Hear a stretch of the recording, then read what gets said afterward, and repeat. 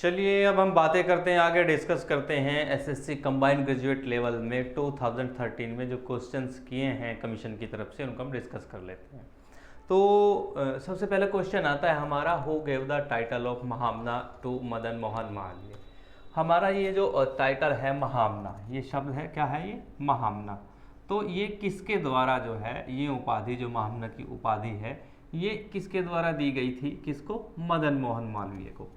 देखिए कमीशन में जब ये क्वेश्चन दिया गया तो इसमें 4 ऑप्शन दिए गए हैं। पहला है बाल गंगाधर तिलक यानी बीजी तिलक, दूसरा है दादा भाई नौरोजी, थर्ड है जीके गोखले और उसके बाद है आपका महात्मा गांधी। देखिए इनमें से कोई भी जो है ऑप्शन सही नहीं है, ये भी गलत है, ये भी गलत है, ये भी है, ये भी है, लेकिन इसका राइट जो आंसर है तो गुरुदेव रविंद्रनाथ टैगोर जो हैं उन्होंने ये जो है इनको टाइटल दिया था महामना नाम का। ठीक है, कब दिया गया था, देखिए during the time of establishment of Banaras Hindu University in 1960, यानी 1916 में जब बनारस हिंदू यूनिवर्सिटी की जो नींव डाली थी मदन मोहन मालवीय ने, यानी पंडित मदन मोहन मालवीय ने, उसके बाद जो है इन्होंने जो है रविंद्रनाथ टैगोर ने इनको ये टाइटल दिया था जिसका नाम था महामना।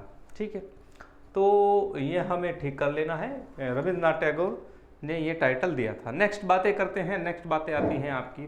दूसरा क्वेश्चन है, who was the viceroy at the time of quit India movement, यानी क्विट इंडिया मूवमेंट के टाइम के समय जो है आपका जो वायसरॉय थे, तो वो वायसरॉय कौन थे। तो सीधे इसका आंसर आपको पता होना चाहिए। तो उस टाइम पे मोस्टली जानते हैं सभी, तो लॉर्ड लिनलिथगो उस टाइम पे क्या थे, क्विट इंडिया मूवमेंट टाइम के समय वायसरॉय ऑफ इंडिया थे।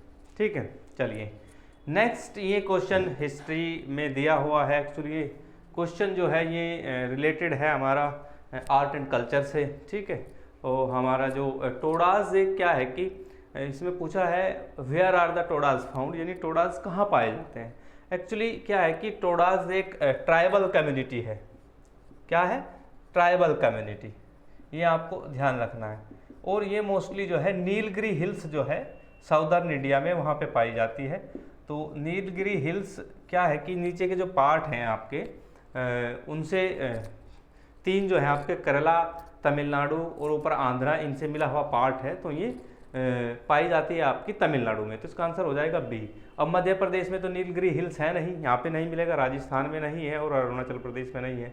तो साउदर्न इंडिया का जो नीलगिरी हिल्स है वहाँ पे टोडाज कम्युनिटी आपकी पाई जाती है। तो दैट्स आंसर इज तमिलनाडु। तो तमिलनाडु में ये आपकी टोडाज कम्युनिटी पाई जाती है।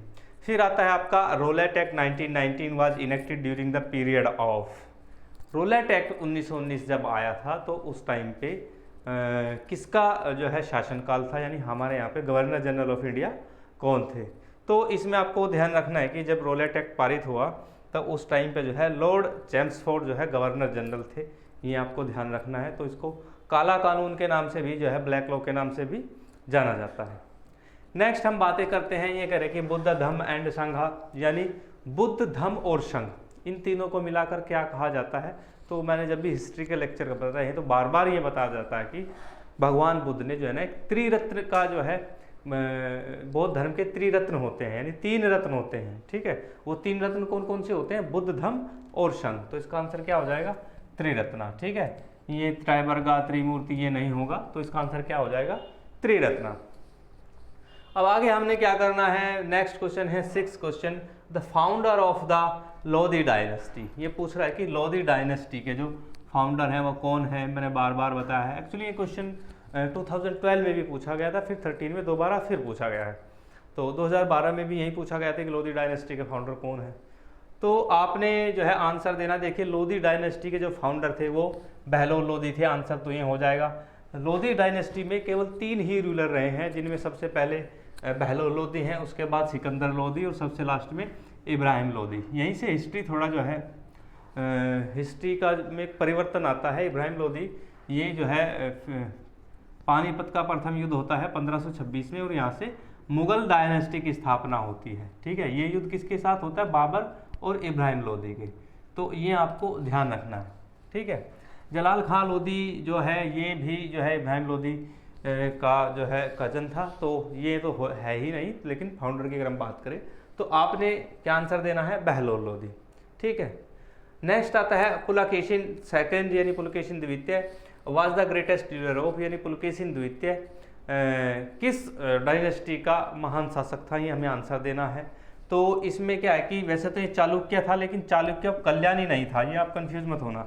तो चालुक्य ऑफ वातापी, इसको या बादामी भी बोल देते हैं, बादामी या वातापी वंश। ठीक है। तो चालुक्य ऑफ वातापी, डी इसका आंसर हो जाएगा। पल्लव ये था नहीं, और चोल डायनेस्टी से पुलकेशिन द्वितीय का कोई संबंध नहीं था। नेक्स्ट क्वेश्चन की अगर हम बात करते हैं, नेक्स्ट आता है what is the first sermon of Buddha called as, भगवान बुद्ध का प्रथम जो उपदेश है उसको हम किस नाम से जानते हैं, ये आपको आंसर देना है। देखिए इसमें पहले दिया महापरिनिर्वाण शुद्ध। देखो महापरिनिर्वाण जो है आपका, ये तो ज्ञान प्राप्ति पे हो जाता है, जब भगवान बुद्ध को निर्वाण प्राप्ति हुई तो तब होता है। ठीक है।